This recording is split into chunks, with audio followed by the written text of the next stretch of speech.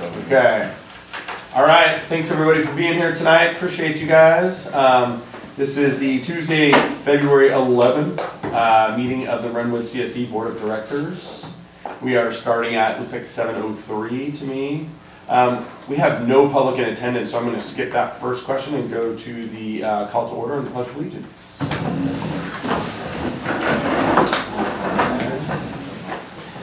Pledge allegiance to the flag of the United States of America and to the republic for which it stands, one nation, under God, indivisible, with liberty and justice for all. All right.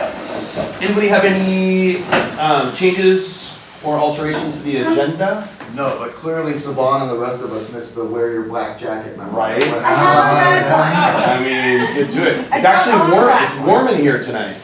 Usually it's a little chilly. No, it's not? Okay, maybe that's just me. All right, so I'm hearing. Maybe you can take off your jacket. I will. I'm hearing no changes to the agenda. Well, does the chief want to be? Should we push? moved up You want to push since up? you're here? However you want me to do it. Yes. Let's do that. All right. So we'll take Switch F now. and put F after D. We're switching Or F just and B E. and F? Yes, exactly. You Yeah, guys that- okay with that? Yeah, that bill. I'm good with I'm that. fine. All right. Right, I forget to, You adopt it. You're okay, adopting we're adopting it You're with that adopting one two change. changes. There we go. 2 changes. Okay. Looking at the consent calendar, anybody have any questions? Motion to approve. Second. Doesn't look like anybody has any questions. All right, all those in favor? Aye. That's unanimous there. We do not have any public, so there's no need for public comments. Fire department matters. Alrighty. Off the Right. hook. So we've got just rule, I mean, were you at the fire commission meeting this month? Yes. Okay. Who is the Lisa? That is me. I am the board liaison, and as Director Kilkenny used to say for herself, I think I did quite well. No, it was, in all seriousness, it was a really, it was a great meeting. It was actually quite well attended. There were 2 members of the public in attendance, especially I think after the fires down in LA. There were a lot of questions just regarding like our fire hydrants, as well as the how we are storing water in case of an emergency, which I think were answered, and I know that the chief will have more to share on that as well. But overall, again, it was a very, very positive meeting. I have nothing more to add. All right, perfect, thank you so much. The only thing I'd add, one of those members of the public is interested, and I've actually been talking to him for a while. He's gonna submit a letter of interest to fill the currently vacant seat on the fire commission. There's a gentleman named Pete Stout, who's lived in Marinwood for quite a while, and so we should be up to 5 members, so that'll come to you guys for the next meeting. I thought you were gonna say vacant, and I was gonna No. get super excited. No, he's not looking for a job. Okay. Right, okay. Second matter there is the appointment of the board director to serve on an ad hoc committee to explore and discuss fire services consolidation options with the city of San Rafael. We kind of got an explanation in the report. I could take this a little bit more. Yeah, go for it. Perfect, Eric. Thank you So very as I much. took here, Chris and I were asked to attend a meeting that involved some of the city leadership for the city of San Rafael, as well as a couple of other county leaders. One included the supervisor, Mary Sackett. Another was the county fire chief, Jason Weber, as they also have areas of responsibility in here that do get served. I would qualify this very much as kind of an initial exploratory, let's get the right people in the room and sit down and talk. The key outcome that came out of this was Chris and I certainly expressed our willingness to form and participate in what would be an ad hoc subcommittee that can really kind of dive into the details of what might be feasible, practical, realistic for both agencies, primarily kind of looking at a potential for a contract for service from Marinwood to San Rafael, in which San Rafael would ultimately serve and staff the fire department. Obviously, there's 101, figuratively speaking, meetings that need to occur. Chief and I and some of the city staff and the finance department need to get together a few more and know what exactly we're looking at so we can figure out what would be kind of the expenditure swap per se, because there's a lot more than just staffing that goes into everything, but the point of this right now is simply to appoint an another member, can't exceed two, to participate in this ad hoc. I would personally recommend to put Lisa on, as Lisa is now serving as the fire commission liaison. I imagine, just as it did last Tuesday, some of this conversation is gonna filter through those meetings.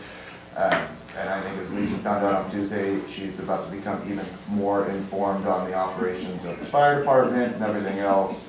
So that would be my recommendation, assuming she is willing to sit in that role. But I think those were kind of the key takeaways. No decisions were made other than both agencies expressed a strong willingness to sit down and have this conversation in a very deliberate manner, which I think is a very good step towards figuring out what is feasible. Right. I don't know, and Chris, if I'm missing any. No, I don't think so. takeaways from I this, think- or the chief was obviously, Chief Roman was in Yeah. on that meeting as well, so. Yeah, no, I think it was just nice to get all the people in one room, which is not the easiest thing to do, and just start talking really seriously about the future. Mhm. I would like to appoint Lisa. And Chief, I don't know, but if you feel I missed anything here, or if there's anything you want to add to that conversation. The short history that we've had, just because of the staffing issues that we've had, we're down to 5 folks that we have here out of the 9 positions. 2 folks are on long-term injury. 2 folks that we just haven't been able to hire for the last, well, since I've been here for sure, but even before that. I did make 2 offers in December, and both of them were rejected. We're trying to fast track those offers and try to get people on board to try to. It is a competition out there. The reality is that every other fire department's hiring right now for paramedic positions, so we have to grab them as fast as possible, and we try to do that, but even then we were unsuccessful.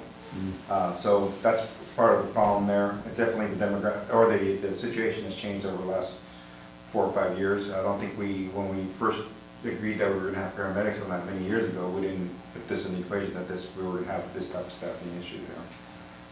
But as the fire chief for Marinwood and the fire chief for Smyrna, I do think that getting into a long-term relationship based like this will solidify how we are. One of the inherent problems that we have now as fire departments, they are severely complicated. They're always vulnerable to litigation, and we're constantly getting challenged by the public on a lot of stuff.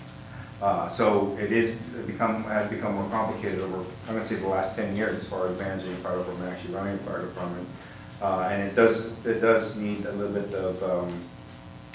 little bit backing up more so than having 3 people on an engine company at this point. So that's it's both unfortunate and fortunate, right? Unfortunately, we've gotten to that point, but maybe it's fortunate that we're able to kind of help out a little bit. Subsequently, I've had several conversations because we do have a staffing issue right now with the Marinwood firefighters to see if an alternate schedule that they could help us with. Right now, we have the ABC shift with 3 people essentially on each. Since we can't fill those positions, I've asked to go to a 3x3, basically only 2 shifts, 3 people on one and 2 on the other, meaning that they are constantly working on extra time. They've come back and asked me we were interested in, or so if I was interested in more of where they get to pick their days over a period of time. So they pick their overtime days and they modify the schedule that way. I'm willing to hear that for sure. I have to get one of my battalion chiefs that does the actual scheduling to kind of figure out how that actually looks like once we get it on paper. At the same time, I've gone to Sanford firefighters. One of the inherent problems we have currently, we do have Sanford firefighters coming up here and staff the station. One of the inherent problems I have right now is that I have to pull them back through our MOU agreement once there's a vacancy in Sanford. So it could be that moment, that morning, where I'm having to pull them back just because there was a sick call or something like that, which is kind of really frustrating for our folks here because they're counting on going home, and next thing you know, they can't go home because we had to pull somebody back. So as soon as last night, I had another meeting follow-up with meeting yesterday, actually last night, regarding that ask that I have from them. And I think I got them sold on being able to do that. So they're gonna let me know by the end of this week. They have to take a vote on it, and I'm hoping that both of those happen. One is that the Marinwood folks agree to an alternate schedule, and two, that the San Rafael folks agree not to retract somebody when there's a vacancy in San Rafael. So that'll help us with a little bit of staffing. I'm saying no more than 3 months in there, and hopefully by then we have a little bit more direction on what we're gonna do, and then we can figure out, then, realign where we need to realign on, based on the conversations and how we're going, or we deviated from a different plan. Right. So kind of doing that, it shows our Marinwood folks that obviously we're concerned about them. They are a little burnt out right now, to be honest with you, but it shows that we're moving forward with some plan. And on the San Rafael side, certainly following up on that. And I know that we've had several, over the years, we've had several conversations like this. I don't know how far they've gone. I felt that some have gone far, some have gone far, but I do feel that there's momentum and there's alignment from everybody. We haven't had one person from either sides or the county side saying, no, this isn't gonna work out. As a matter of fact, it's been opposite. We need to make this work out. We gotta figure out how this is gonna work, so. Great. Yeah, so that's where we're at this point. So just moving forward with that, and then having additional meetings as we move forward with that. To back up what the chief said, I mean, in my 10 years, and well predating that, this has been an ongoing conversation. That meeting there was farther than I've ever seen this conversation progress in a deliberate manner in my 10 years. I mean, just having the right people in the room, understanding it, the relationship directly with the fire department has always been very supportive, but we also understand that there's other people that need to be involved in decisions and decision makers and need to understand why they're making such decisions and then work out the affordability or practicality of such decisions as well. So I do feel that this was a good, big step into actually having a meaningful discussion about this that might actually result in some level of change, which is good. So I commend everybody involved for willing to sit down and say, yeah, we need to figure this out. Yeah, totally. I mean, gone are the days of, we put out a posting and 40 people are lined out. It's the single most in-demand position in the fire industry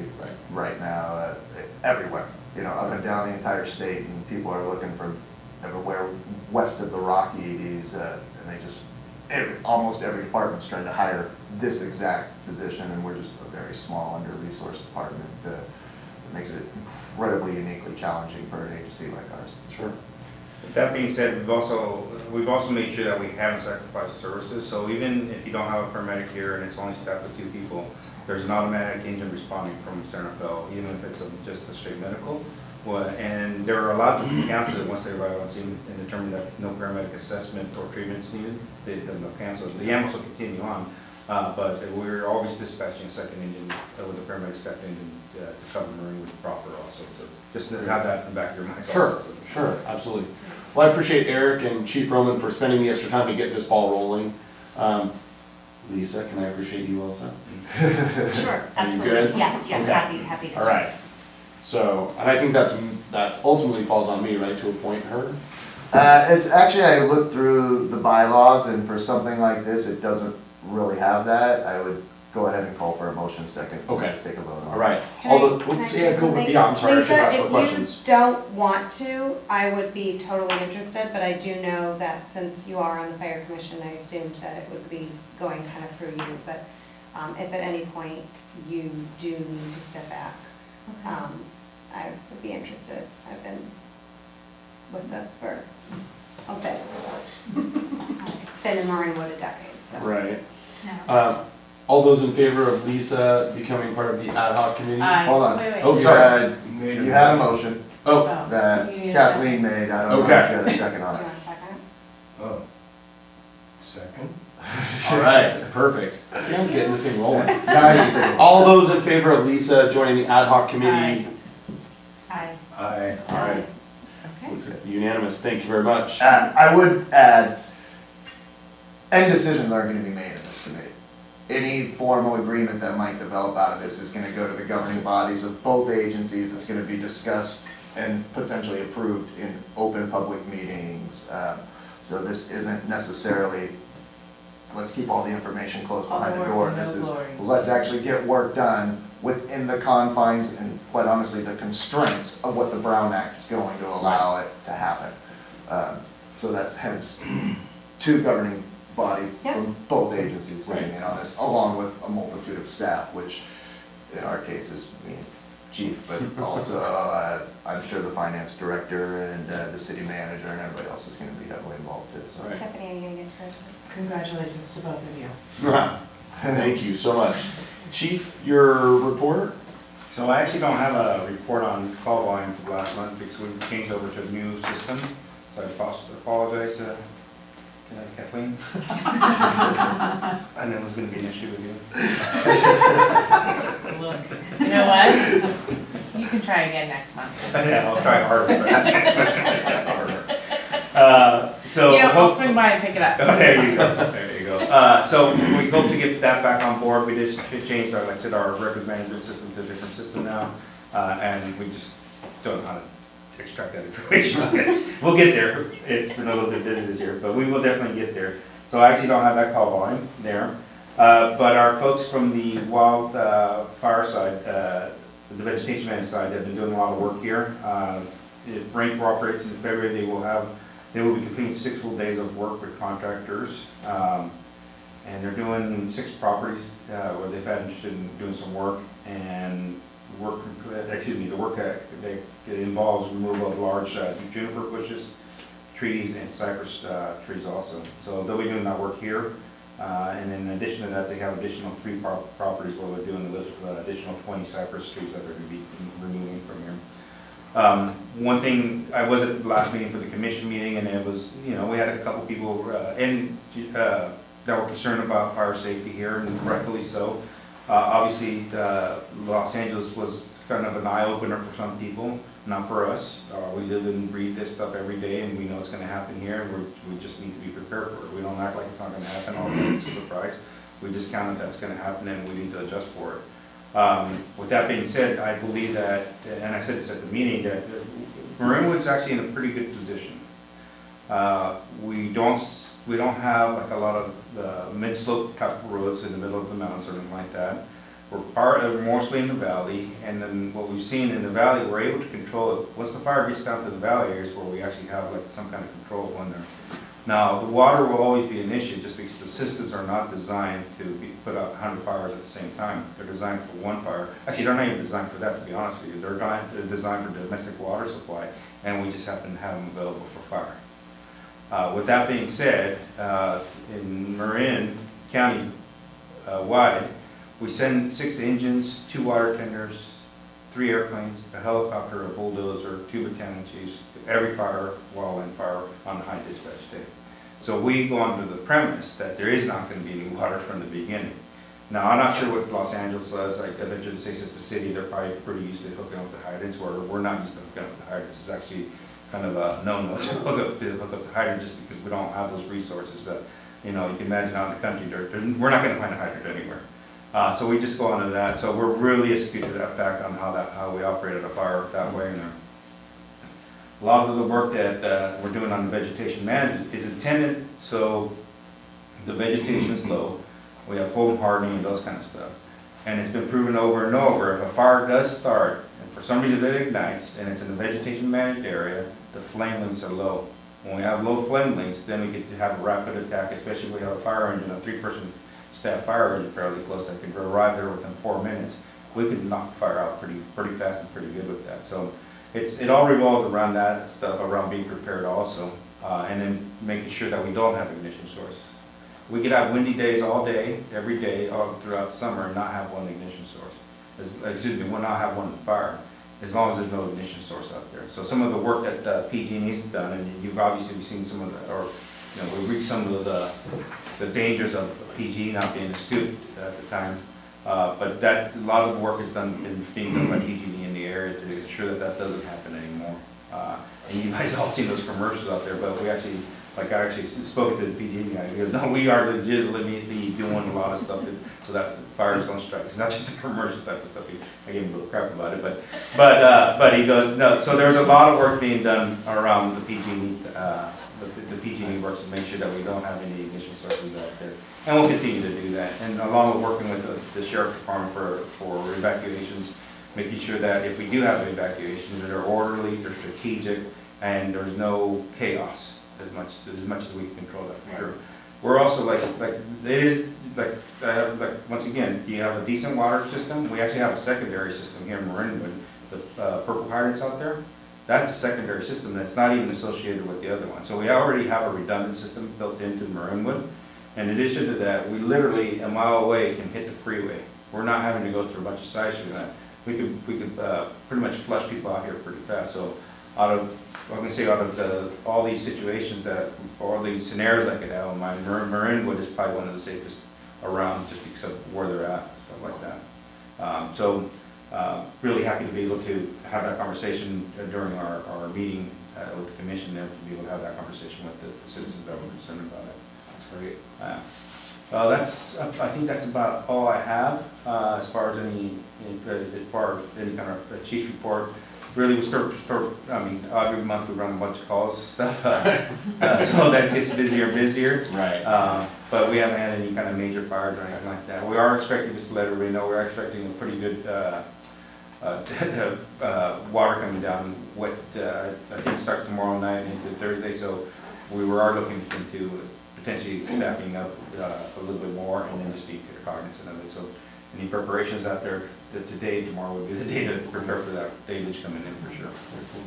Anybody have any questions for the chief? I have a quick question about the junipers and the cypress. So are we still at the suggested point? It should No, be, or are we at the, you know what, I have to get clarification on that because I'm getting mixed up with whatever ordinance we have in San Rafael. I'm not sure if it's the same ordinance that we have up here. It's slightly different. Okay, so there is it's a zero tolerance in San Rafael as far as the town cypress and junipers. You have to get an exemption in order for us not to cut them down. And I'm not sure what it is here. I'll figure that out for sure and then get back to you on there. But I think right now, what I spoke to Joe Maila this morning, and the folks that were going in there to test their stuff out was voluntary. okay, And and we're funding it through the Measure C funds in there to get that. It's pretty expensive. It gave me cost about $15,000 to complete, and we're on the hook for that, so we're taking that stuff out of there. okay. But it's Because good. I mean, there are still some in Marinwood. Right. And Yeah. I didn't know what the, Well, and the two things that I would touch on, one, as our district, we're challenged in an enforcement arm. yeah, You know, and that when you start talking about levying fines and everything like that, we don't have that level of capacity here. Yeah. So some of that you have to coordinate with the sheriff and or the broader county. San Rafael doesn't have the jurisdiction to levy fines or enforce their codes here. But I will say there's actually a strong push right now. The fire code adoption cycle is coming up, and there's a strong push amongst all of the fire responsible agencies to really try to unify, instead of having, 17 fire codes or whatever it is, really everybody having very similar, if not identical, fire codes across the county that have the same levels of enforcement actions, that have the same level of ordinances, requirements, restrictions, so on and so forth. So that is coming. I believe November is when it has to be formally adopted, but there's already been a lot of talk amongst that, especially at the MWPA level, where you've got every fire agency represented right there, so it's a good avenue by which to coordinate. And I think we've done a lot of the part of the education piece, which really, to be honest with you, I think even in San Rafael, we have 20 outstanding nuisance properties that are still outstanding. And out of those, we've been able to narrow it down to 20, we were up to 30, and a lot of it's just really aggressive education. Like at the end of the day, we're gonna go in there and pay for it, we're gonna manage all that part of it.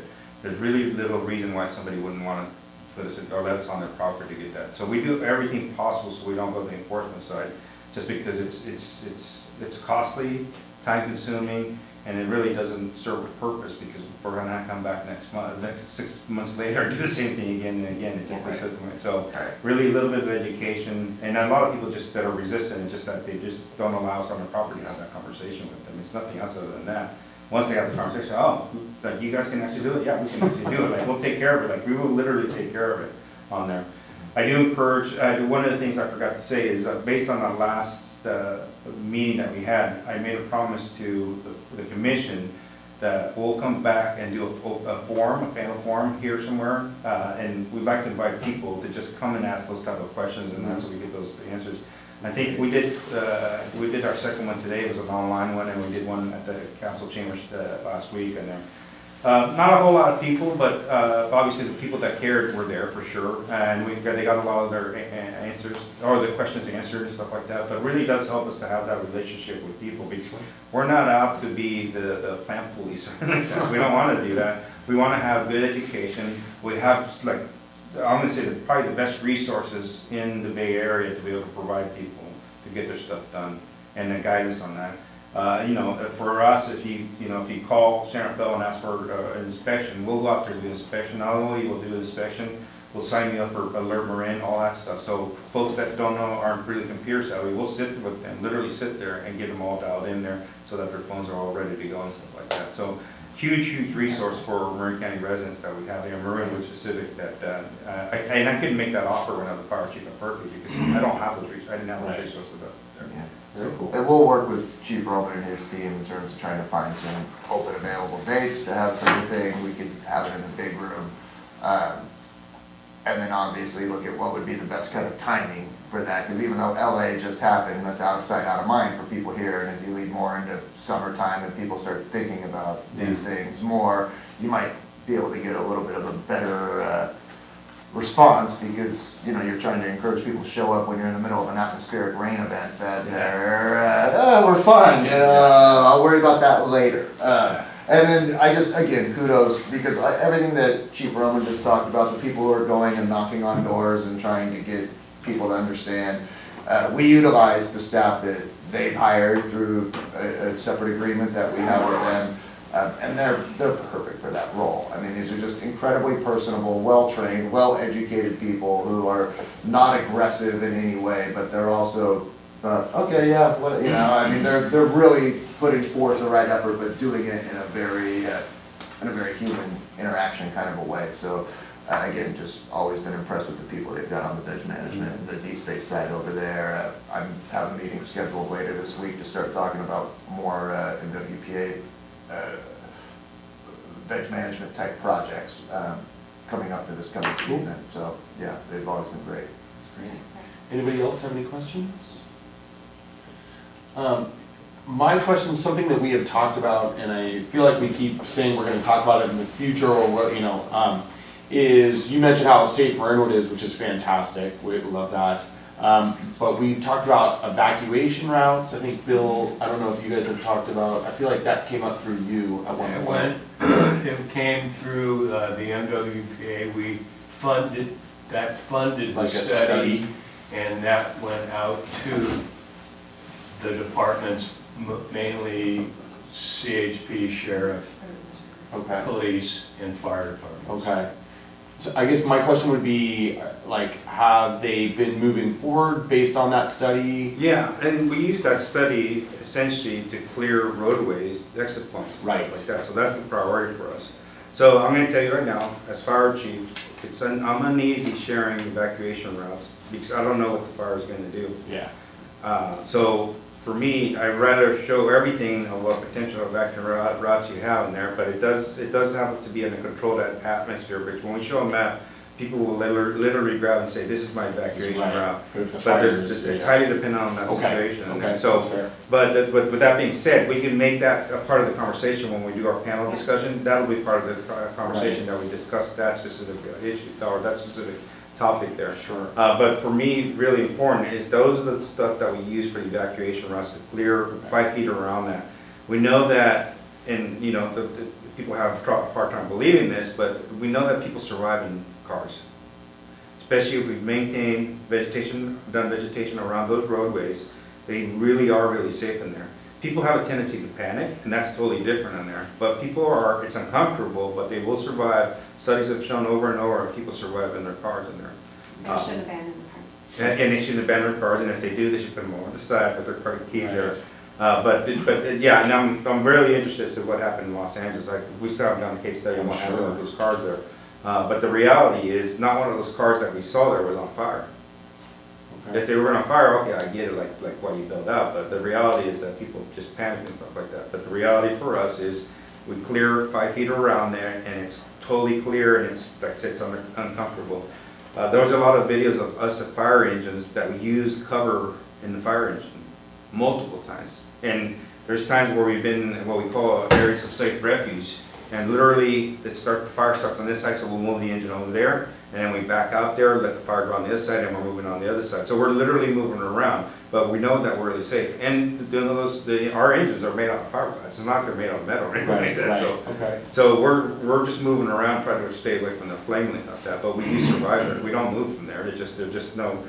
We get to the point where we're going to go. There's no. Sure. I mean, we're going to sit here and hunker down, and we'll move around and stuff like Okay. that, and let the fire flame go past. Right, because I think one of the questions for us, I'm not asking you to answer Yeah. this, but just is the potential exit route obviously is Miller Creek Road to, to Highway 101. But with those eucalyptus trees that line the street that are they have been trimmed recently, but they often overgrow the road there. I know that's been one of the discussions that we've had, is that could be a potential hazard on what is one of our, obviously, 2 main evacuation routes to get to the freeway. Yeah, and I don't know the specifics around it, so I can't discuss Right, it right, necessarily, of but course. certainly, like, that would be a good topic of conversation that Right. would bring to the panel discussion. Perfect. And But the other, go ahead, I saw sorry. the report focused on Lucas Valley, Lucas Yeah. Valley Road, not Marinwood. But I'm just saying, I mean, it's depending on where the fire is and how many people are trying to exit at the same time. It's a logical route. People are gonna jump on Yeah. there. No, I know, but I know the report didn't mention Marinwood like it did Lucas Valley, I thought we touched on that. What report? That they put, Evacuation. yeah, I that haven't they seen made it, so. Lucas Valley our main exit, not. Miller Creek. Yeah. And so then I would challenge that with our folks and say, Yeah, because. the Miller Creek is just as important least as. 2 No, I understand, I'm Yeah, just saying, down that's what I Miller thought Yeah. it said in the meeting, Yeah. that Lucas Valley was our main Yeah, I could exit say from that. Marinwood, which was fine by me, I'll take Marinwood, everyone else can take Lucas Valley. Yeah, go that way. I'm going this way. And then I think the last point though also is the cell phone coverage, that we That's what I know was just we gonna don't bring up as have well. the cell phone Right. coverage, so how are we gonna get the alerts, how are we gonna know how to evacuate when half of us don't have coverage? Correct, and then those are Get the, Verizon. yeah. I have Verizon, but I'm I'm just just- saying, Yeah, no, other, no. I'm thinking Yeah. about other people. No, there is the traditional landline way to do it, there's NOAA phone, NOAA radios, there's other ways, and that's what I wanna have my team come here and kind of discuss that with you. We have looked at sirens, unfortunately, those sirens, we're looking at, $350,000 per siren now. And to position them in here in Marinwood, Yeah, we need several of them. Yeah. Just because of the topography, because originally, my thought was, hey, we'll just put one at the fire station, and, and they said no. And then the friend just very respectfully said, yeah, chief, that's not gonna happen, it doesn't work that way. Yeah. So, let's find out the alternatives, So but, Don will hear it. yeah.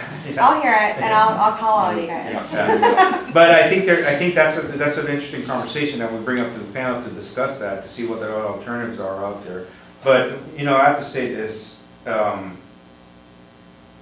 one of the things is that we're really emphasizing is partnerships between us as government officials and the residents. And if we know that we live in an area that doesn't have good radio reception, cell phone reception in there, there's always phone calls, and there's always, I know there's a person that lives down the street that's elderly that has a problem getting out of their house or in their car that I need to check on. That's my priority. And we notice that those are like the things that we're kind of, I'm not sure we're missing, not saying that we're missing, but that we have to call that stuff out. Those relationships around amongst your neighbors, we have to call those out and make that part of the process of looking at this. We've also developed a playbook, and the playbook basically, well, we identified, did a deep analysis on when fires are the most disastrous, when they actually kill people. And it's very definitive on what it is, on the temperature, the wind, and the humidity. So I know if I look at it every day, if my trigger is that right there, and we're within that range there, guess what? More than likely, it's the day and not more likely, what we're gonna be doing is, that's a heavy advertising day, where we're saying to people, hey, this is You ready? Yeah. super elevated type of fire behavior day. It's not no longer red flag. We're past the red flag thing. That's nice and dandy for the little red flag things, but we're now into like bright red flag day. So identify those days and be able to announce that out to so the community knows what we say. When we say extreme fire weather day, we're saying it's really extreme. This is the day, and then what we're saying to people, and this will be part of that discussion, is if you have problems with being mobile, either because of a physical ailment or just you don't have a reliable transportation, tonight's probably a night that you probably want to go somewhere downtown, go to San Francisco, watch a show, spend a night there, like that. And I say this because we, as human beings, are learning to adapt to our outside environment, which we have no control over, and that's the windy days and stuff like that. So if you look at human beings, how we evolved over years and years, this is another part of our evolution that we understand it to be just part of the process. It's kind of odd how I say that, because I'm saying go downtown in San Francisco because you're a lot safer down there. But the reality is those are the things we need to start thinking about as we have these conversations with our citizens to be able to be prepared for this. So it's a really awesome conversation. They're really like having those discussions. I think it's really with the community is really interesting. Once we have those panels, I'm just going to say it right now. If I could get everybody to invite two additional people, that would be like amazing in there. If everybody agrees to bring 2 people with them, I'd be really happy with that, because we do need to get that communication out. I want to have these conversations with our citizens and have that mutual conversation and mutual respect for each other as they're asking these questions. Some of these answers are not clear cut. A lot of them is just discussion points, and we'll give you a couple, 2 or 3 tips on it. But yeah. Well, we could tell them the first 20 people get a comfy chair.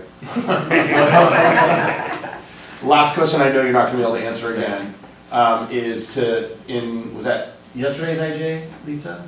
In yesterday's IJ, there was an interesting article related to this about how Sleepy Hollow is partnering with Verizon. It's actually San Domenico, the school is partnering with Verizon and putting a tower up to help the Sleepy Hollow Valley right there.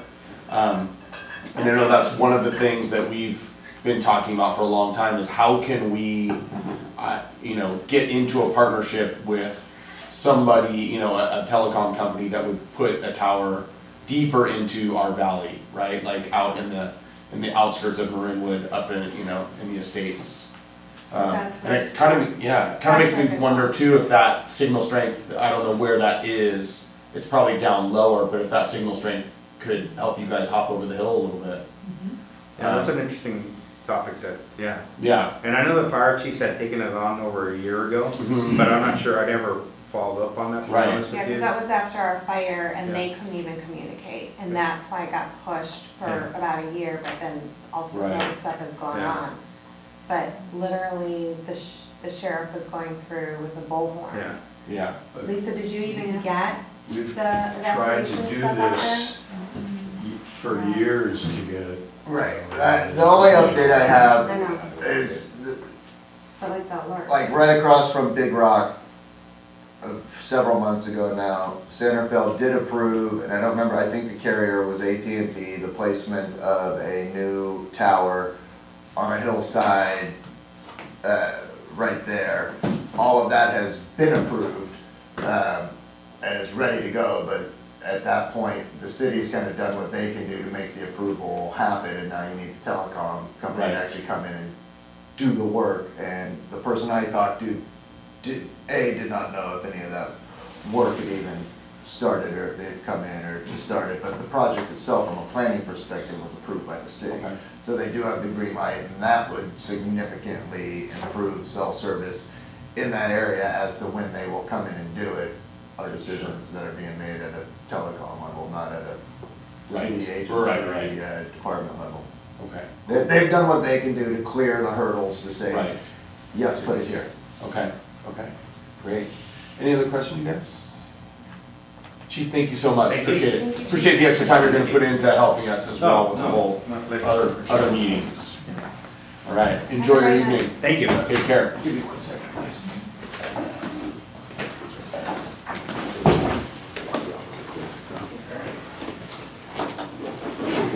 Should've gone G over. Yeah. No, too late now.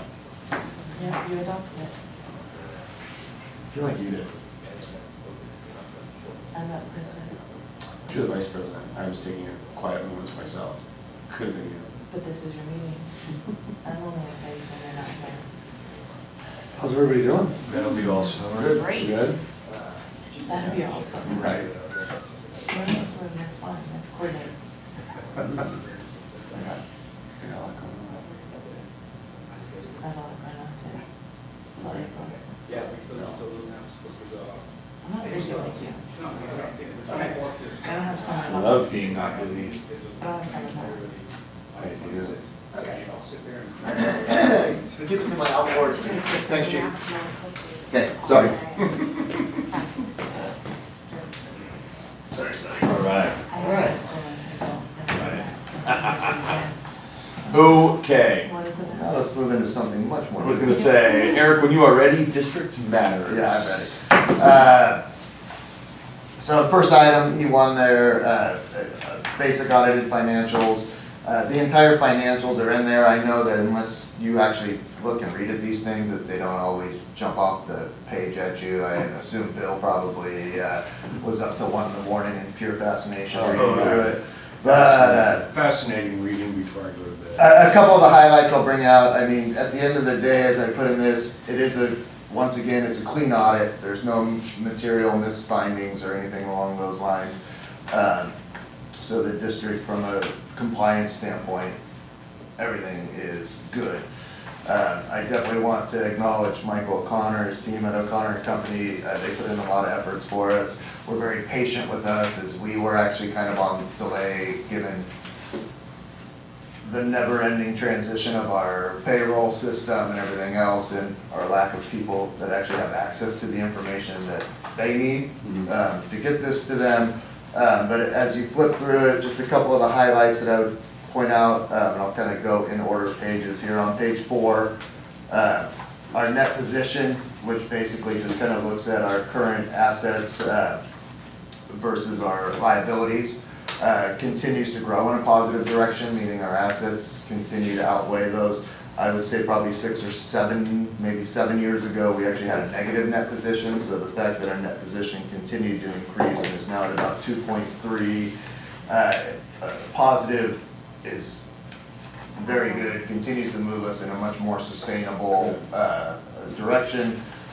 You don't ever want to have more liabilities than you have assets by which to back them up. So we've done good there. That said, our net position is still only 2.3 million. We're a $7 million agency, so continue to kind of move in that direction. If you look at page 9, on the chart there, towards the bottom, you'll see that the assigned for board designated reserves has increased now to 700,000 as of 6/30 of last year. So that is continuing to grow. And we'll look at the P&L here, but all signs point that that should be able to add. And I would almost be at a point now where, well, that money sits in our general fund. I actually am thinking about reaching out to the county to find out if we can open up a separate fund within the county treasury system where those funds can just sit, they'll collect their own interest, and it will show much in the same way that Measure A sits in a separate fund and is booked completely separately. So I personally think at least for that would be a good step in the right direction, removing it out of the general fund pot, but it's still in the same treasury investment pool. Everything else is just sitting in a different fund, kind of like opening a separate savings account strictly for that money, and that is moving good. Again, considering 7 years prior to this, that number was 0. Right. So it's not where I think it should be or where I want it to be, but it's been a consistent growth pattern, so that is commendable for this district to take on. And then on page 11, if you look kind of at the bottom line there, or third line from the bottom all the way to the left, even with everything happening with the Creek Bank expenditures, everything else, we still managed to finish with a positive net gain for the fiscal year. That number there is 422, but roughly 423. Keeping in mind, 44 of that is actually MWPA restricted funds, the net gain from that, where we received 44,000 more than we spent last fiscal year. So just from an operating available standpoint, and I'm not even looking at the Measure A column, just under 400,000, which again, considering we had to deal with a very large project that may or may not wind up being reimbursed, I think, was impressive that we didn't run that year in the red. And again, for us, a $750,000 project is a large project. It was not all incurred that specific fiscal year, but it was still good.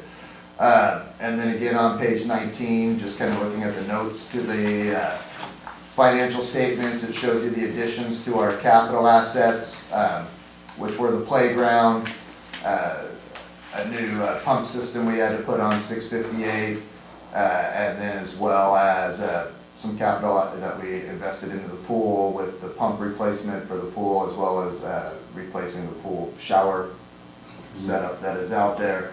And then at the bottom, you can kind of see what our current and long-term liabilities are. The fire truck lease, as of today, is actually null and void because we've already made that payment, so fire engine is completely paid off. The CSDA lease would be the largest of the short-term current liabilities, and then the actuarial valuations for our OPEB and our net pension liability, if you're looking at the column where it says balance at June 30, 2024, second from the right. So it just kind of gives you a sense on where our other liabilities lie. But again, we've already made a payment for the CSDA lease since 6/30, and we've made the final payment on the fire truck lease. So those are reduced accordingly. And then the only other final note, if you go all the way to the management report, which is towards the end, this note has been existing now for the past couple of years, ever since what's known as GASB Statement 87 was released, which kind of deals with the leases of equipment for use. It's still very new. There is a reason we haven't kind of come up with a policy. In fact, I went through the past 2 audits. Looking at this, last year they recommended a lease liability or a policy for lease liabilities over $50,000. Or last year it was, I think, $35,000. So they are kind of seeing where the norm is falling amongst other agencies who are putting this together. We would have nothing that falls in that. Our only actual lease, and when I don't want to confuse this with the fire truck lease because it's a different use of the terminology. We lease the copy machine. That's the largest expense. It costs us roughly $7,800 a year.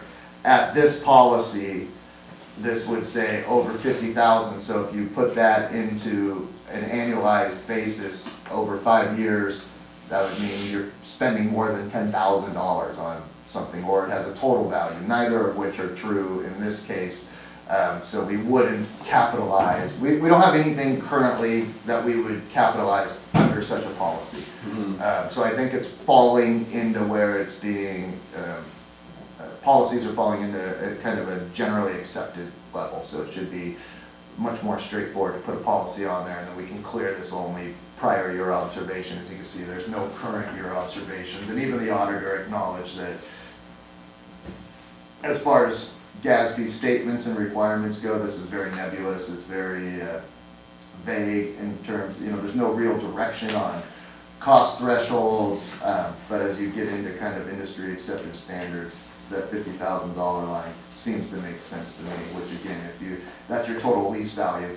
So our lease value for the copier is 5 years. It doesn't even come close to $50,000 for the entire stretch out of the 5 years. So it wouldn't be something that we would then capitalize. And that's roughly it, kind of the highlights. I mean, otherwise you're looking at, just kind of really just audited financial statements. Everything in there seemed accurate. I went through, double checked, made a couple of corrections in just some of the wording in their notes. And then the auditor has signed off on this and given us a stamped version, so to speak. So unless there's any questions or concerns, this process is done. Certainly want to thank Tiffany. She plays a big role in getting a lot of this information together. A lot of it's tedious work when we show them, here's every transaction we made for that entire fiscal year, and they go through and say, great, show me backup for these 100 unique transactions, and Tiffany has to go through and pull the backup, organize it, label it properly, get it back to the auditor to show that everything is legit, you know, that's kind of what their samples are. So, again, considering it really is a two-person show kind of controlling all this, I'm very pleased with the outcome of it. Great. Thank you guys. Thank you. Thank you. Appreciate it. Any questions, anyone? What's that? I answered what I asked. Oh, okay. He answered them. Okay. I don't have any. Any? No comments, questions, or No? concerns. We're good? Yeah, the only other thing I would say is typically an audit is presented to the board in the context of a consent calendar, where you just kind of approve it along with minutes and Yeah. claims and things. The fact that we kind of go through it and talk about it a little bit more is a little bit farther above and beyond any other Okay. governing body for agencies that I sit on, so. Okay. We appreciate that, you wanted to do that. Yeah. well, And saving us money from having up here. So You just, it says in terms of board action, except do we have to? No, there's no formal motion needed. In fact, I guess the better way to put that is, if there was concerns or questions that came up in the process of this, then I would come back, but at this point, you're basically accepting it. There's no formal board We can action check that off that's first. needed Okay. at this point, but you can always make a motion in a second to formally accept it if you want. Usually this is handled at a staff level. Yeah, we're good. All right. Second quarter P&Ls? Yep, more finance. Again, I kind of tried to give a detailed staff report. The numbers are what the numbers are that are in there. I've gone through, I've double checked them. I feel comfortable that they are accurate. Always, you know, we're constantly kind of looking at these and we'll be looking at them a lot more as we start preparing the next budget.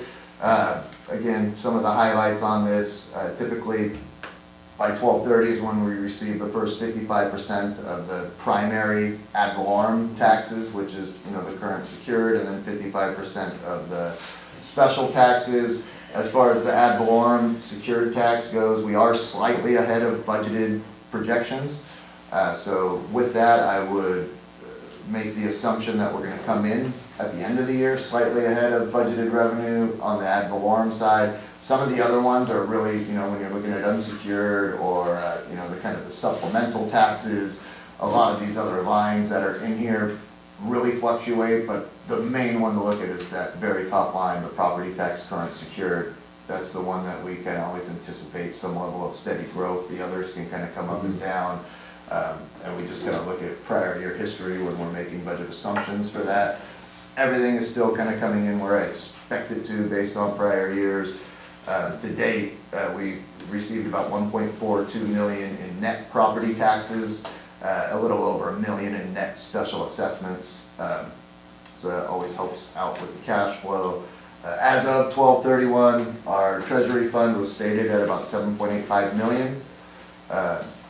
Recognizing 700 of those are what we just discussed, held in board designated reserves. Another 156,000 is designated for MWPA, meaning it's restricted funding, can only be spent on specific purposes, which brings your net cash balance to approximately 6.9 million. Still very good.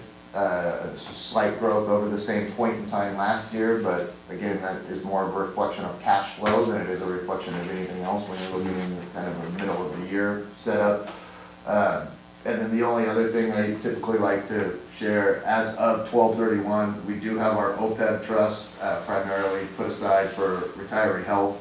As of 12/31, that had gone up to $829,169, and that's something else that we put $100,000 a year into, and then rely on investment returns, because it's an investment vehicle, a pooled investment vehicle for it. Past couple of years, investments have performed well. We certainly haven't put in 829, I would say we probably put in 640 with another almost 200,000 just in investment returns over the life of this trust.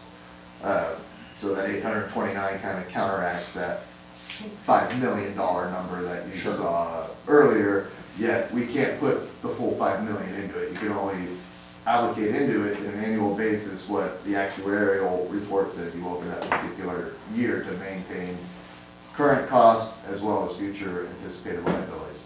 Okay. Otherwise, happy to answer any questions. Right? Anybody have any questions? Nope. You can ask. Is there an additional fund that we can put in to, if we wanted to put more than what we owe? Into So that- which? So the 800 that we have right now. for The OPEB, OPEB?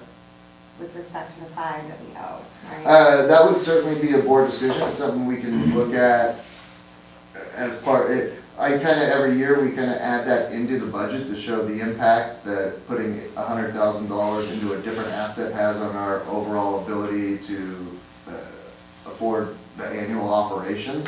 We could certainly look at, I could start planning that out at 150,000 or even 200,000, just to see what that type of impact would do to the But we're bottom only allowed line. to put in 100, we said. No. It's That's our that's decision. our decision Yeah, to that do was our only decision. 100. Correct, correct. So the way it does, when you look at these actuarial reports, it says, here's what you're gonna owe Right, just right. on current costs. You know, I Just to pay the misunderstood, bills. yeah. Here's what the additional amount that you would owe towards future liabilities.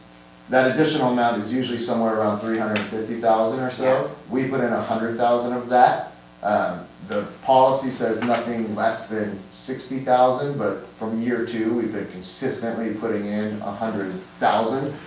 So I would look at that more from a budgetary standpoint and make a decision for next fiscal year. We don't dump it all in at once. Yeah.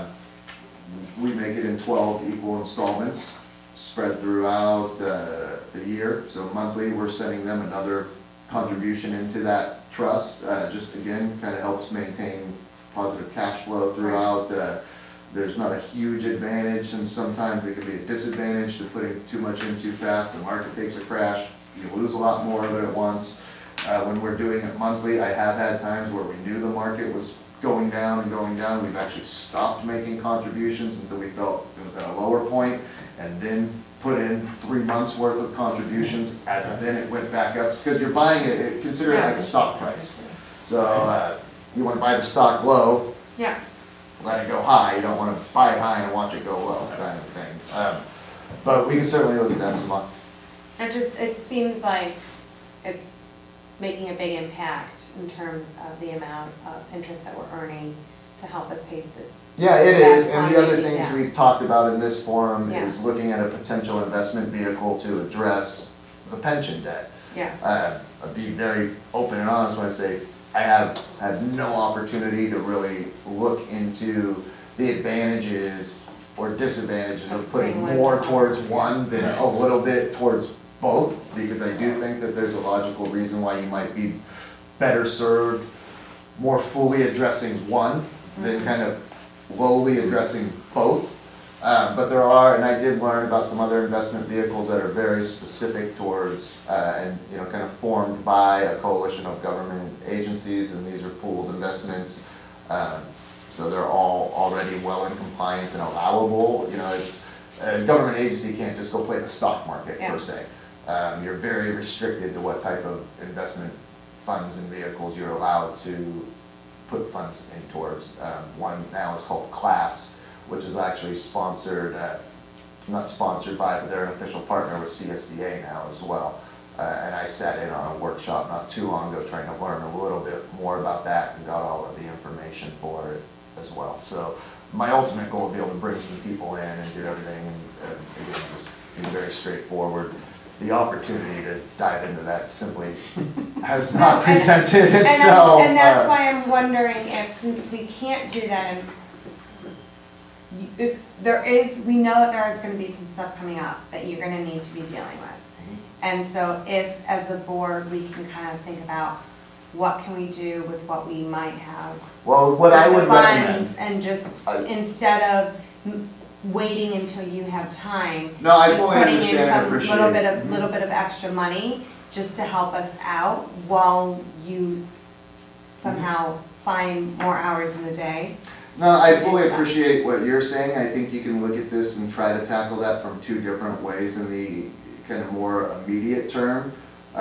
Especially as you get closer to the end of the year and we prepare kind of year end and we say, okay, here was a net gain. The board can make a decision at that point in time to say, we had a $400,000 net gain. We want to take 25% of that and move it into one of these other funds. Okay.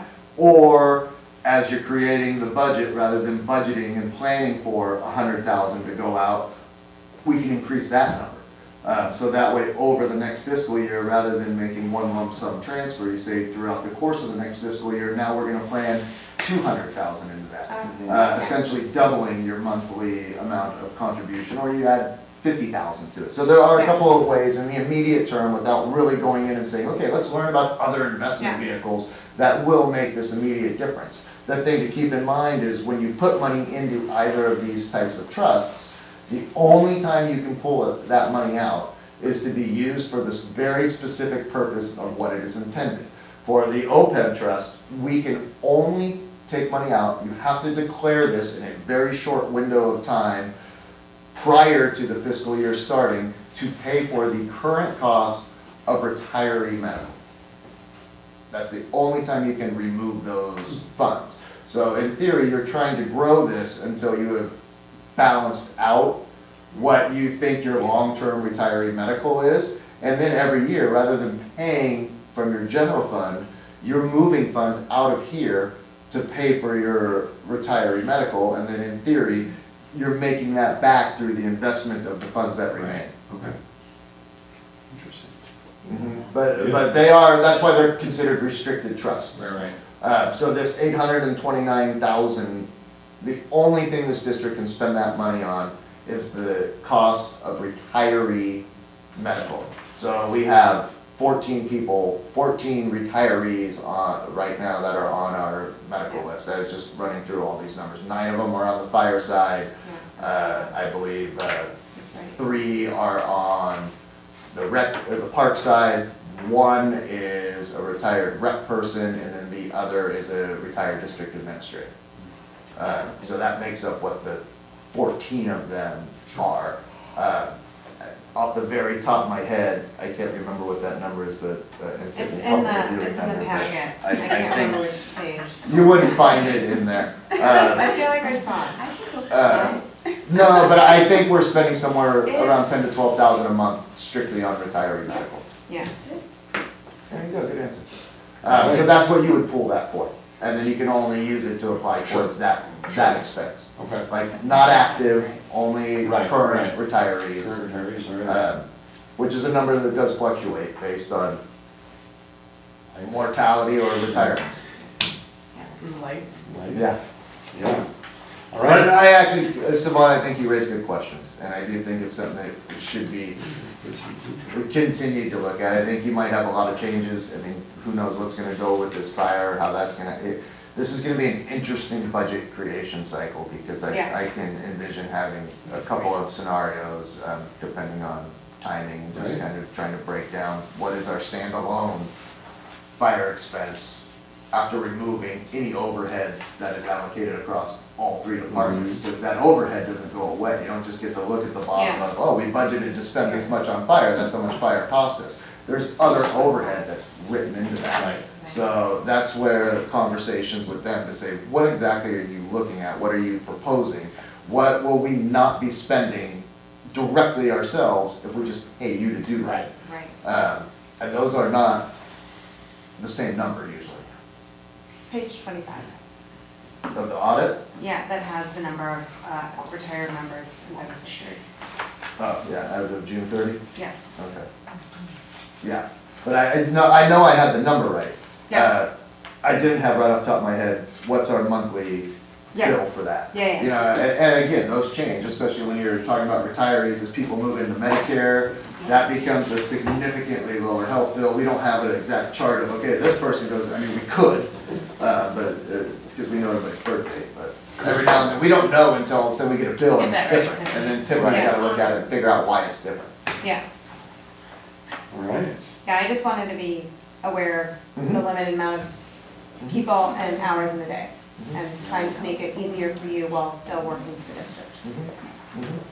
All right, sorry. All right, we'll go triple play of Eric here. How about the district manager report? Okay. Do you need to drink some water, or we can talk? No, but I'm not gonna talk about dollars and cents. Okay. Just a couple of really quick, oh, I guess I am, never mind. There's a lot of dollars and cents in here. So FEMA, I've had no updates from them whatsoever. I've reached out to them. It is a little bit concerning in that you've now had probably the single largest devastating effect from a cost perspective just occur within the last month. I'm sure all of their resources are in Southern California right now, keeping in mind we've gone through 7 reps. I have no idea if our 7th rep has now been reassigned somewhere else. And then you have a lot of talk about FEMA happening on a national level and funding for FEMA. I'd like to think we have some level of saving grace in that, okay, well, our thing occurred before all of that, and I know how much time those things take, but until funding is obligated, funding is obligated. So I do not anticipate any immediate news. Right, and we haven't expected immediate news on this for some time. How long ago did we use the funds? I'm sorry, I just don't remember off the top of my head. We've finished that project September. almost a year ago. Almost, okay. And at the time, did they give us any sort of an ETA or anything? They won't do that. Okay. No, they simply won't do that. What I can say is we had a previous claim that dated back to 2017, and probably about 4 months ago, I finally got some final resolution on that. And this was a much smaller, easy dollar amount. We've closed those out. We still haven't received what little we had remaining to be paid towards us on that. So, I mean, this is the problem with, it's not a problem. This is the challenge with FEMA funding. It is 100% a reimbursement, and it in no way, shape, or form moves quickly. They tend to move somewhat quickly with your emergency response, meaning during the event, trees are falling, the things you have to do immediately that day, but when it comes to these long-term projects, those take a long time to go through the FEMA process. So I wasn't necessarily, I kind of halfway expected it to be obligated by this point in time. Yeah. For a multitude of reasons, it hasn't been. And I have no other updates. I know right now they just want to finish up and do a cultural resources survey in that area. I have followed up. They've said we're following up now with the environmental and historic protection division. Still waiting on a response, blah, blah, blah. So I wish I could tell you more, but right now I have nothing, and given everything that's going on, I don't think that's gonna help speed up any level of response. Well, I wanted to say thank you for all of your guidance over the last 10 years that I've been involved, because we would not have had the money when I started 10 years ago, being involved with Park and Rec stuff, to be able to outlay this without having to take out a loan. So the fact that we're just waiting to get reimbursed and we're not in the red, I just want to acknowledge and thank you, because think about it, like, we have $400,000, right, that we just said we have. And we've already, and we're waiting for a FEMA reimbursement, so it's not like we're unable to pay bills because we're waiting for that. So I'm appreciating that, so thank you. Well, I appreciate that. It's been a good team effort. Everybody here is really I know, but I'm just saying, like, I appreciate you Well, and the guys. board has looked at things from a more strategic standpoint, a more sustainable standpoint. It's been an evolution of the district as a whole. There's no two ways, and I certainly don't. I appreciate your comments, Yvonne, I do, but I certainly don't take credit for them. I've been part of good teams. No. The fire room, bunk room conversion, we're still kind of in the RFP. I had another meeting with qualified contractors today. I have one scheduled for 9:30 a.m. tomorrow morning. I've asked by February 21st to actually have proposals in. When those come in, we'll sit down and vet them. I'm actually gonna vet through them with fire engineer Jeff Smith. He's out right now on a non-industrial injury, but has agreed to kind of help me go through this. As I think I've mentioned, he's worked in the past as a contractor. I think he'll be a good one to go through, vet through, develop any follow-up questions we may have of individual interested contractors. In total, we've had 6 come through, a 7th will come through tomorrow morning, so I think that's been a pretty good response to what ultimately is a pretty small project in terms of public works.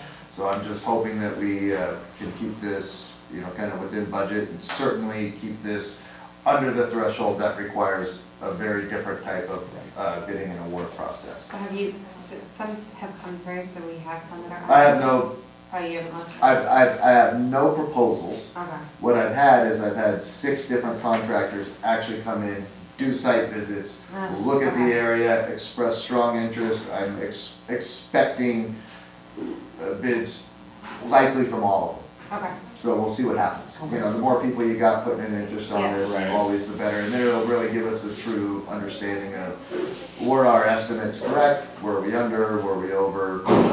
Because you can make all the estimates in the world, but until somebody gives you a proposal and says, I'll do it for this much, you don't know how much it costs. We have learned that, and Public Works, prevailing wage, EIR requirements, Yeah. everything else, makes a lot more I boost. was just hoping that you had somehow gotten one that. No, we haven't gotten any actual proposals. I didn't expect any. Okay, My experience with these things says if I ask for it on by February 21st, I'll get them on February 21st. okay, Right. Even though this isn't a sealed bid opportunity, they'll get it to us on February 21st. And then the only other item of note, I mean, it's hard to believe that we're already there, but I've already started working and going through the steps that need to go so we can start putting together next year's budget from an operating standpoint. So every meeting from here on through May, ideally, you guys will be looking at updated draft budgets to date, have opportunity for feedback. You'll certainly, we will be transparent in our thinking on how we are coming at some of these numbers, what we're looking at, what we're anticipating. And again, to the conversation earlier, you know, those are good times to say, I'd really like to see if we can, instead of doing 100,000 here or 100,000 to board designated reserve, can we apply more resource towards those items? Let's shake out, let's see where we are, and again, everything is a draft budget to date, right up until the board adopts it, and amendments are always a possibility after the fact too, but personally, I'd rather go into May knowing that here's our budget. Yeah. Yeah. And we don't have some of the same variables we had last year, going into it. I mean, we knew that we were in the middle of a process with Right. labor negotiation. You know, we knew that number was going to change. Hopefully, we are able to come into this a little bit more consistent, and then we have other curveballs in that, well, these things might happen. Yeah. Right. So, all I can do is work with the facts at hand. yep. Questions, anyone? All good? Okay, on to park and recreation matters. We've got the commission meeting. Any news? Yeah, I'm curious about pickleball, So, do you want? because when I visited the court, it looked like, I guess it was temporary tape put down to kind of designate the courts, and it was like all over the place. So let's have Savon give her update, and then let's see if it deals with that. It does deal with that. She can jump the gun. It was fun to come back to the Parks and Rec Commission. It's a lot more official. Parky and Recky? No, it's much more official than when I was, we all sat at a table with the public and everything, and it was just kind of chit-chatty, and now it's more official, and I love our members. Anyways, we did talk about pickleball, and Luke can kind of talk more about it, but yes, it was temporary tape, and we are still running the pilot program because not that much feedback has been gotten, and we kind of had some rain, so people were probably not out there as much. So, Luke, do you want to talk more about that? And then- Yeah, it was really a good discussion at the commission meeting about that. We had set up the pickleball program in the fall, and the pickleball pilot program. Yeah, that's why I was I know, it's a mouthful, it's a tongue twister. And yeah, we had some issues with the tape. I had done some research on people that had done this same thing in other agencies, and they've like looked at different, I actually used 2 different like brands, and I think it kind of depends on what you're putting it on and what the conditions are. But yeah, the tape had been pulled up One of the times it was obviously due to like weather, rain and wind and stuff, and then another time maybe someone had like started to pull it up out of, anger or something, and then, so we replaced it a few times, and, at the meeting it was decided, like, yeah, the tape is inconsistent, and there's, so I told the commission I would look into a more, permanent or more consistent, way to designate the lines so that our pilot program can be a little bit more consistent. So after our weather, we'll be figuring out a better way to kind of keep the lines on the courts, and There's discussion about washable paint and various things. and then decided to keep the program, the pilot program going a little bit more into the busier tennis season. We might get a little bit more feedback from the tennis community and more people interested in the pickleball, and that might give us a little bit more of an idea of whether this is the right thing for our courts. So it was decided that we would continue through May and then revisit this at the May Parks and Rec Commission meeting. So it's kind of what Curious then, has it been used a lot? I would say there has been I've never use. heard Yeah, there's been anybody people out complain. there, I've witnessed people out there, I received some feedback from people that were enjoying, being able to go out and play. I received feedback from people that were upset about the pickleball lines, that were asking us not to make them permanent. So just kind of, not a lot of feedback, but just like a handful of emails on both sides. Nothing super definitive to say like, yay, we should do this, or no, we shouldn't do this. So we decided a little bit more time was warranted to maybe get a better impression. Okay. Pulling up the tape in anger.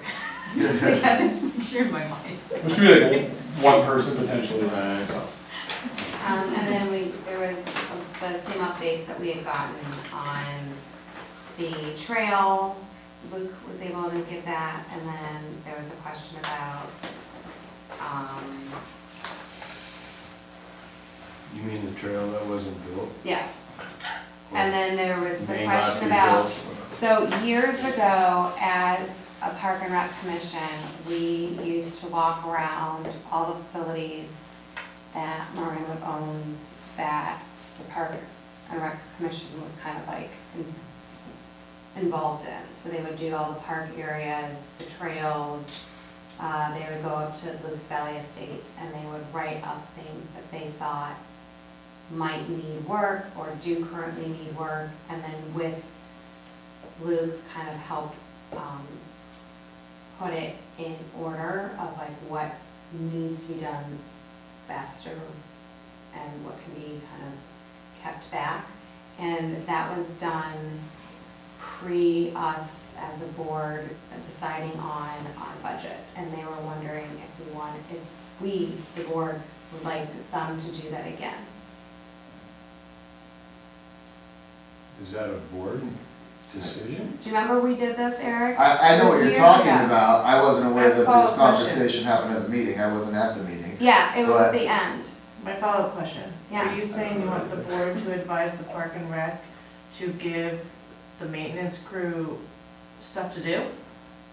No. No, that's not What it. I would say is generally, and I think, John Campos, who works in parks at a professional level,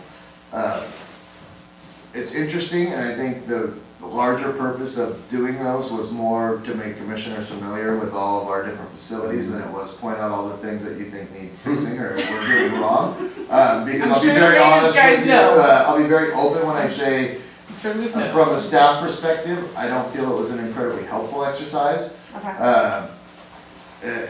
I do think it's good to take some time to get some of them out there, make sure they are familiar with what our facilities are, what our parks departments are doing to maintain these things. Our park guys are usually on top of understanding where attention is needed, and then it kind of comes down to priority and available of resources by which to address these needs.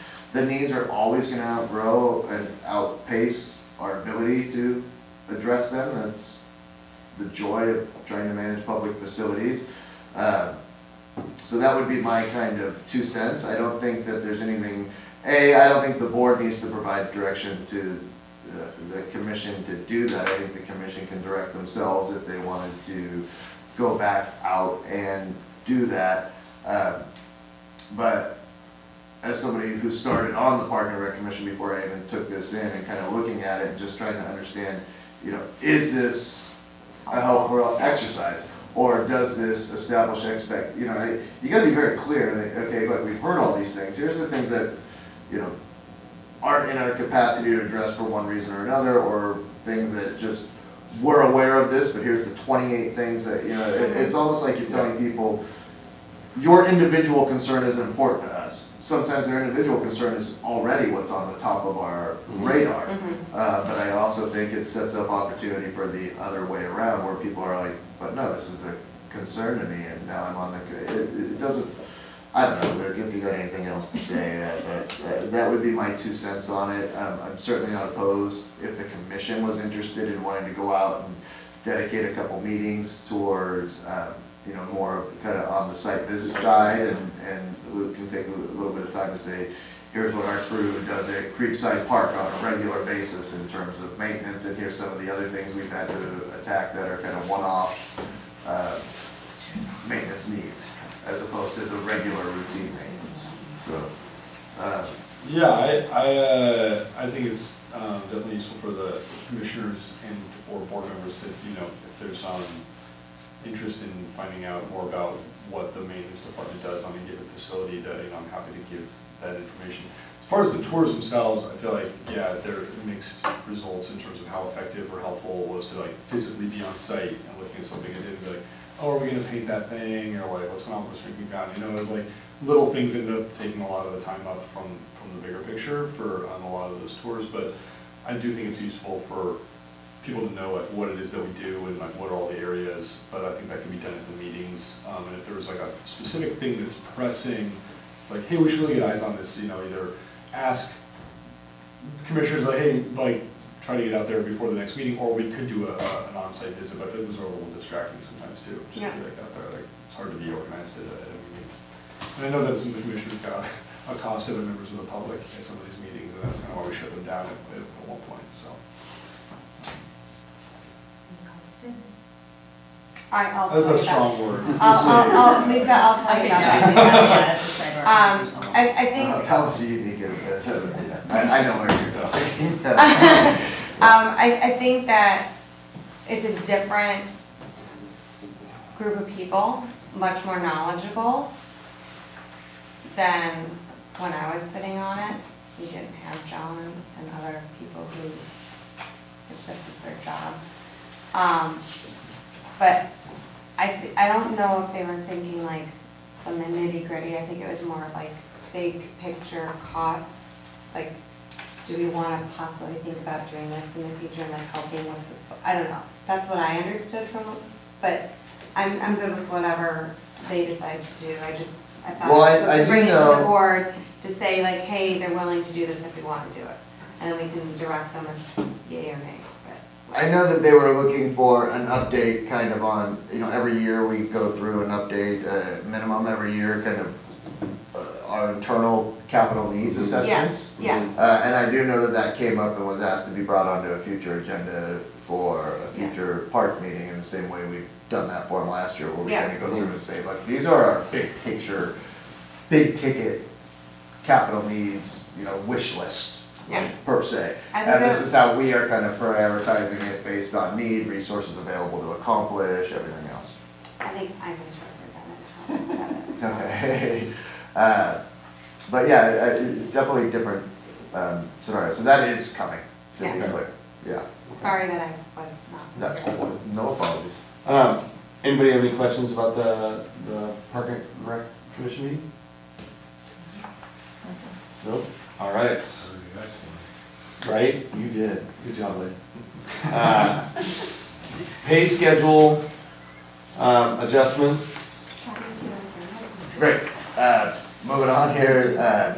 So this is now the second year we've been kind of going through this process based on a formal policy. Before even kind of getting into this, a lot of thanks to Luke, who does a lot of the research work and going back and looking at all the comparable agencies, everything else. He and I certainly sit down and work on this in tandem, and we've did a lot of work on this year. Even last week, while there was 101 natural events occurring, so I just want to acknowledge that sometimes you walk into a day with the intention of, great, I can do this day, and then an atmospheric river hits and we run out of time to be able to do that. So kudos to them for getting this done. And then again, very clear, this is not an action item. This is a review and discussion item only. All we are seeking right now is direction based on what we've kind of come up with for some recommendations. So just kind of going through it, I don't need to relive what is ultimately a 6-page staff report here. But as you look at this, you know, kind of some of the big ones that jumped out, kind of going in order. I actually think over the past couple of years, we've made really good progress in kind of bringing the maintenance worker pay schedule into something that more closely represents something that might be more competitive. That said, they're obviously still behind, just like every position in this agency. It's always going to be that way until we magically can compete on a resource level with these agencies that we're comparing ourselves against. As we went through and looked, and Luke and I kind of talked about this, as it currently stood, you know, we were anywhere from 15 to 41% lower in just from a comparable agency standpoint when it comes to compensation. Looking at that, looking at what the kind of CPI effect was of it, looking at where our budget stood, knowing where our audited, we are coming into this recommending that we maintain another 6%, I think last year it was 6 as well, pay schedule adjustment for the park staff. That would certainly move us from, you know, 15 to 41 more to like 9 to 34% compensation disparity. And then when you look at the majority of those, 4 of those 7 actually fall in a 9 to 12% disparity range. Keeping in mind, we're talking about next year and we're comparing against numbers that are happening right now, this year at these other agencies. So these other agencies are gonna go up again too. Yeah. This is just trying to take what we wanna do next year compared to what other people are doing this year. So that, and then also looking at the lead maintenance position, when we built that position, the pay schedule was set at 10% higher across the steps than the maintenance worker too. I would continue that. I actually think that position has been working out really, really well for the Parks Department, for Luke's workload.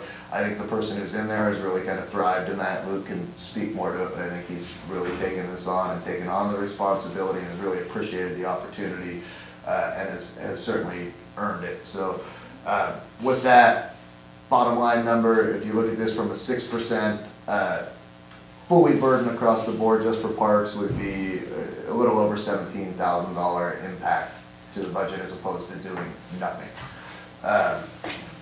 Moving on to the rec side, and I really got to point out as we're starting to look at these things, and especially in Luke's position, who does an incredible amount for this agency, to, you know, being chest deep in stormwater, trying to clear drains, to managing people, to doing everything. That disparity, if you look at the chart for recreation, it seems like it's moving in the opposite direction, and it's really growing. We can't compete with, I mean, these entry numbers alone are,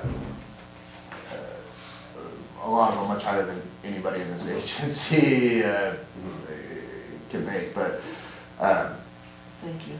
in looking at that, and what it was, you know, kind of initially, and this is gonna kind of hold true across the board for all of our rec positions, just looking at a 5% pay schedule adjustment. Last year it was 4.5, but it seems like we're still, that gap kind of continues to grow. People are doing more and more every day here, and they're really good at what they do. The rec director position in particular, right now I'm looking at a 5%. As we go through and are looking at how the budget is shaking out, how everything, I might very well come back with a recommendation for something greater. We have the resources by which to address it for that position. Because if you look at the next page, even moving a 5% really doesn't move the needle a heck of a lot on there. But if we go through and we look at all rec positions, positions, and again, you have 4 full-time rec positions, and you apply to 5%, total burden impact to that would be just over $19,000, which still is a lot for this district, but I think it is certainly an affordable number, and then you look at the cost of not doing things too, is astronomical.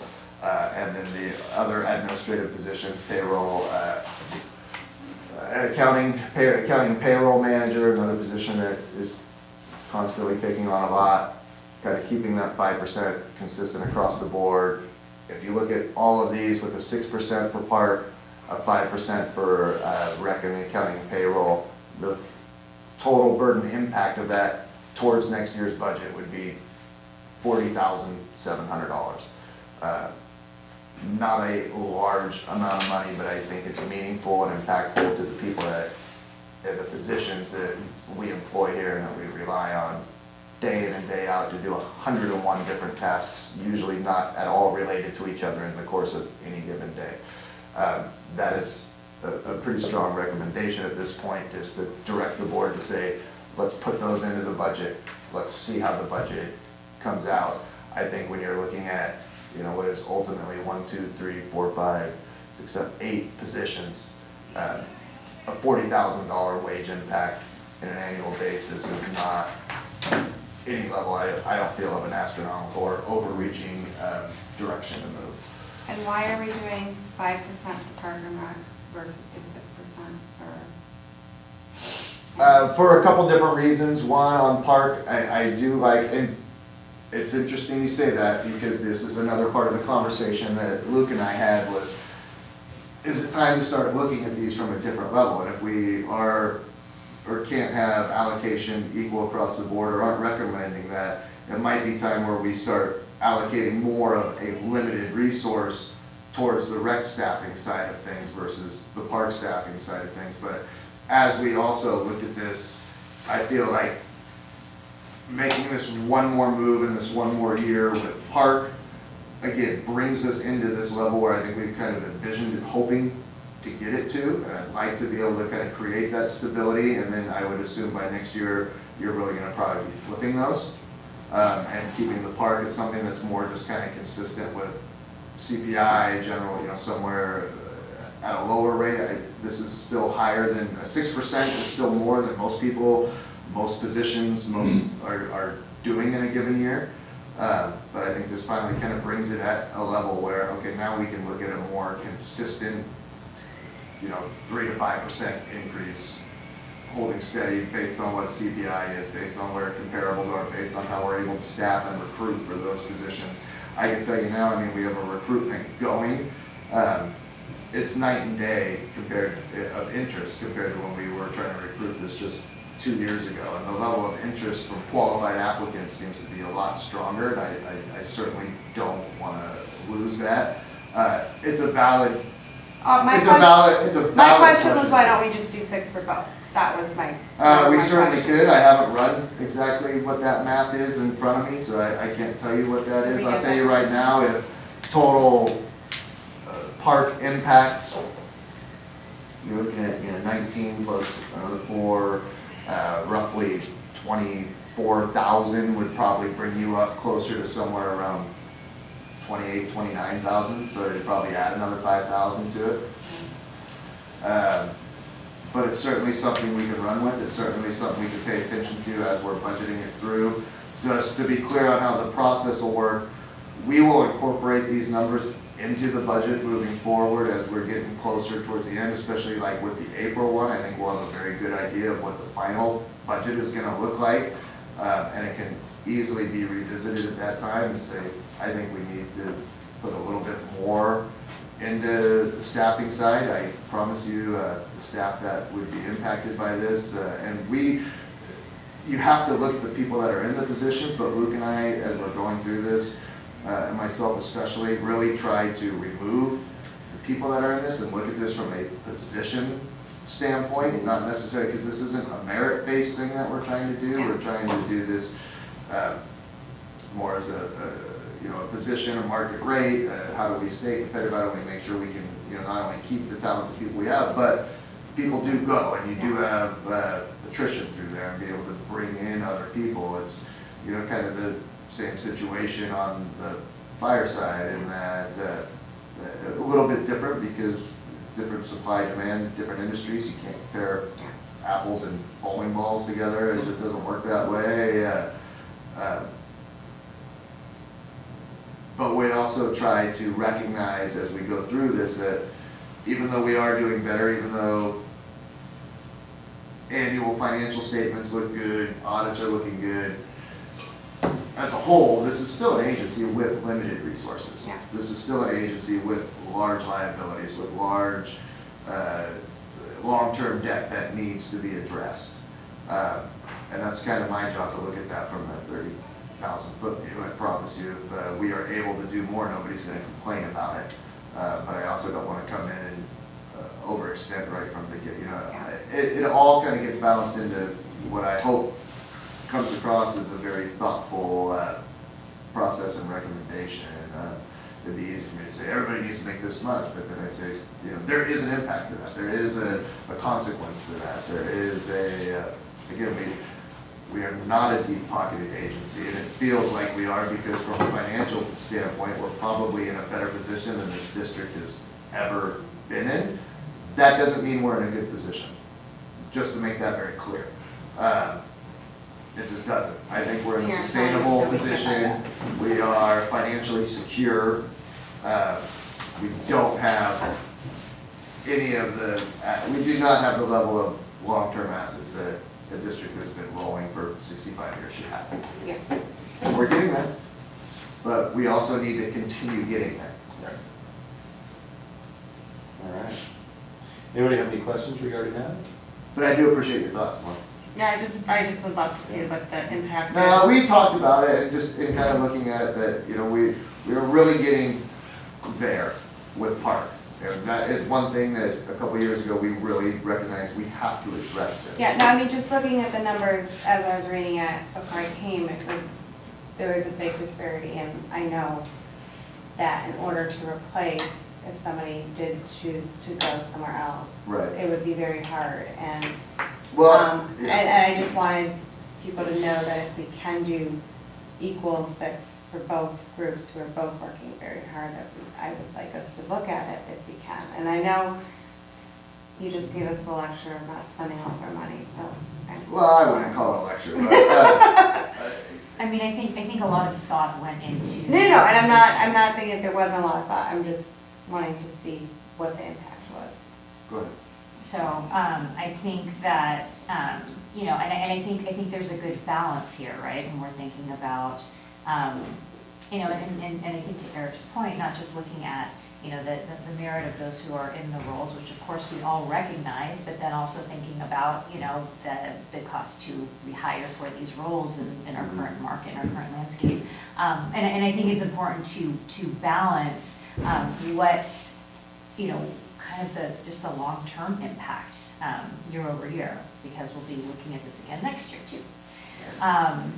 So anyway, I appreciate the time and the thoughtfulness that you put into this, and you know, I definitely think we're in a good direction. So that's it. That's all I have to say. All right. Yeah, I would move forward with these numbers. We'll use these numbers as we develop the upcoming budget, and then you see where it plays out. You know, ideally, hopefully, we can sustain these numbers, and if the board feels that there's room to make further adjustment in a upward direction, we'll make those adjustments. But that's also why we do this in February. Right. You know, because we're gonna have these, that process upcoming now over the next, you know, 3 meetings, 3 months. So that'll be a good time to really kind of look at it. But again, I did want to go back and just, a couple other thoughts. When we're doing comparables, park maintenance is a much more straightforward comparable on it as well.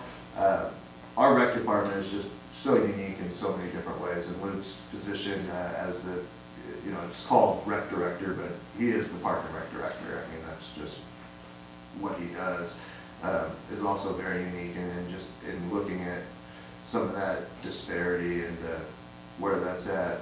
That personally would be an area that I would focus in if I had to single out one of the positions there. That's the one I would really be kind of looking at, saying, this would be the priority to address. I love the thought of a rising tide raises all ships, but I also recognize that the responsibility, the workload, the demand that's put on some of these positions is much greater than Yeah. what is put on other positions. It just, that's the way it is. And that's why everything kind of operates on hierarchy. Cool. All right, if there are no other questions, Luke? Thank you. Yeah, I won't go too long here, but just kind of bring your attention to a few things going on with the recreation and parks departments. We finally got the Marinwood review up and running. The digital catalog is up on our website. This is all of our spring and summer programs and activities and special events. So that is available for everyone to check out at marinwood.org. And the in-print actual tangible catalog is being printed and will be mailed out, I think in the next week to 2 weeks. So we're excited about that. Looks great. Another beautiful catalog. Big thanks to Carolyn for being the main designer for that. And that is our biggest marketing tool each and every year is the catalog for getting the word out about all of our programs. And then we have our summer camp and all the other summer programs, swim lessons, pool information, all that. The registration for everything opens up on March 4th for Marinwood residents and March 6th for everybody else. And so we'll be the next few weeks just putting out a ton of emails and notifications, just making sure everyone has the word, like, this is, get your stuff together, figure out what you want to do, and be ready on those days to add everything to your cart. We do have programs that fill up within hours of us opening registration. It's very competitive, which is a lovely problem to have for us, but we try to make sure that everything's ready to go and everyone has access and there's no issues with our system or with getting the information out. So we're really excited for that. Everything's on track, and right now staff are making sure all of our online links and the website and all of the stuff is working and everything matches and all the information is correct so that we don't have any confusion when the registration day opens up, which is always a very crazy day. We actually have to purchase special additional bandwidth from our registration program to because there's so much volume on that day from us that our stuff will shut down if we didn't open up further bandwidth and servers and stuff. So we do a lot of things to make sure we accommodate the demand on registration day, which is awesome that we have that much demand. But everything seems to be ready to go for that, so we're excited for that. And John Paul, what's that? Turn on more phone lines too. We actually, the phone lines are good. We have not had, things have been running smoothly enough where the phones are relatively Do people mellow still on show up this day, in person? we get a few people in person, way fewer than we used to have. People are pretty savvy online now and almost everything's online. It's just things that are people looking for special requests. They have a weird situation with a birthday that doesn't correspond with the system requirements, or they're looking for a scholarship or something. We'll get a few people in line, but the vast majority are online, which makes it a lot easier. But the pool season's also starting really soon. The Water Devil swim team starts practice the week of March 3rd. I think that's on Wednesday, so whatever the corresponding Monday. I think they start on Wednesday. But and then the regular pool season for the public opens up on March 31st. So John Paul's been working hard, getting things ready down with the facility and with staff and getting training scheduled and making sure everybody's ready to go for that. Working with the swim team to hammer out the details. So things seem on track to have the pool open, and everything should be good for that. And our next special event will be the Raise a Glass wine tasting we do every winter, which is on March 2nd. We've got a record 16 wineries wanting to come to that, which is awesome. We're trying to figure out how to fit them in the room. We would expand onto the patio, but there's a very strong chance it's going to be raining that day. So we're trying to figure out a plan to fit everybody in the room in case it rains. But that's going to be awesome. We've got a good live band, and we'll have good food from the market. So that'll be a great event on March 2nd. Hope you guys are able to make it. The next event will be our spring art show on April 27th. I'll talk more about that in the coming months. But and then the last note about the rec staff, we are going to the California Parks and Recreation Society annual conference this year, which we haven't been to in a few years, which is in Sacramento, which is a 4-day conference that is, it's a really exciting conference, has a ton of good speakers and sessions, trainings, breakout sessions, interviews and things that we always get a lot of great information on new programs, new equipment to use, good ways to do things, good ideas for to apply to our stuff. We always come away with like something new to do and to implement, so I'm really looking forward to that. It's not something we do every year, but we're excited to be able to go this year, so that's something that's coming down the pipe. On the parks maintenance side of things, we're really excited to have just gotten our patios, the 3 patios around the building repaired, which was long overdue. Back at the end of January, we had a company come in and pull up all the pavers, not all of them, but a lot of the pavers, and cut tree roots that were lifting certain areas, and re-put in the material underneath, put the pavers back in place, and they cleaned them and recompacted them. Everything's looking really great, everything's nice and flat, and should be good for a long time to come. So we had some areas that were starting to buckle from tree roots, and it was good to finally get that all flattened out, and so we're excited that was done, and we got it done just before the rain started, so that was really nice. And speaking of rain, last week brought a pretty amazing atmospheric river, pretty incredible storm on Tuesday, Wednesday, or I guess Monday, Tuesday, and we did have the staff was out checking the drains, checking the creek, and we did have one particular drain that did clog over behind Kernberry that did involve, that caused water to come up and flood over and onto the property. We had staff out there trying to clear the drain for several hours on Tuesday. We're finally able to get it open on Wednesday. I was out there with my waders helping try to, unclog things. So thankfully we were able to get that drain open. Staff have continued to monitor it. It looks like it's going to be in good shape going into this upcoming storm event that we're expecting tomorrow and the next day.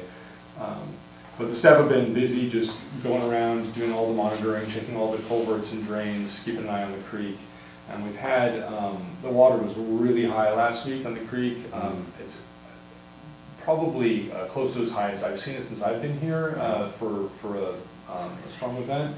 But we've had some erosion as a result of that. There's a lot of trees have come down, a lot of areas have taken a hit, but nothing that we weren't expecting, and nothing super out of the ordinary. And so things are holding.